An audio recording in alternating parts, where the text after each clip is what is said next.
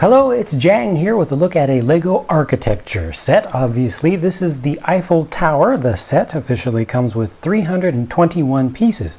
This was officially released in 2014, or for the 2014 season. You know, there are a lot of different ways you could approach building an Eiffel Tower in LEGO, depending upon the exact scale you want to go for, the level of detail, how much kind of Lego-ness you want versus photorealistic styling.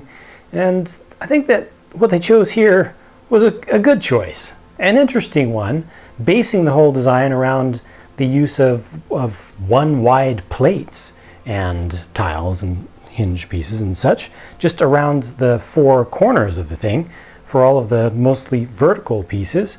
And the way that it goes together, there are a lot of tight fits. So a lot of these hinged pieces with the clips or with the bars at the ends just barely fit with the angles. Because you can see you get some very non-Lego angles all the way up and down this thing, right? They're not on the standard angles that are common for Lego pieces. They do fit together, but it's just really, really close along the way. I enjoyed putting this thing together. It's very symmetrical, so you make four of most things, but I didn't feel bored along the way. This does go together pretty quickly, 321 pieces. I think it sounds like more pieces than it felt like to put this thing together. And the end result is something that's very displayable.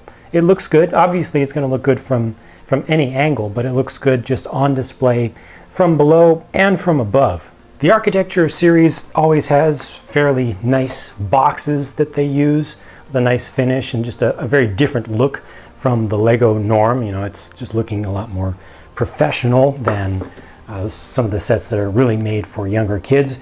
The books are always nicer than the norm also, with a flat end and some extra information about the structures that are included here, but that are represented. But this one has way more about the history and building of the Eiffel Tower than I think the other, well, at least the other books that I've seen. I think more about the subject matter, the building of it, the background, than I've seen for any other set that I personally have built from Lego. They even have lots of factoids down in the corner, and lots of them throughout this thing. I actually learned a lot about this structure, about the Eiffel Tower, its history, just from going through these instructions. So that's a really great thing, where you can get basically free information in addition to learning, you know, a little bit of building technique here and there. And yeah, that just worked out quite very nicely. They even go back into the history of the architecture series. That's something that's common across the series, but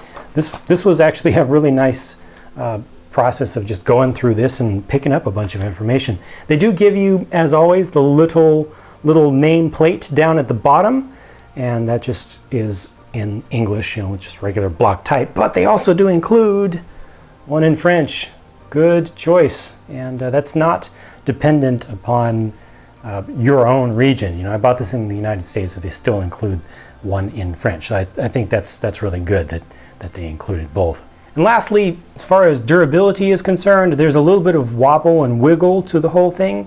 So if you do move it around a whole lot, eventually it'll get a little bit skewed to one side or another, but it's easy to place it back. For the most part, though, it's not going to come apart. It just has the wiggle room because it's made with so many hinge pieces all throughout the thing, and it doesn't have any solid core, obviously, that comes down to the center to hold the whole thing together.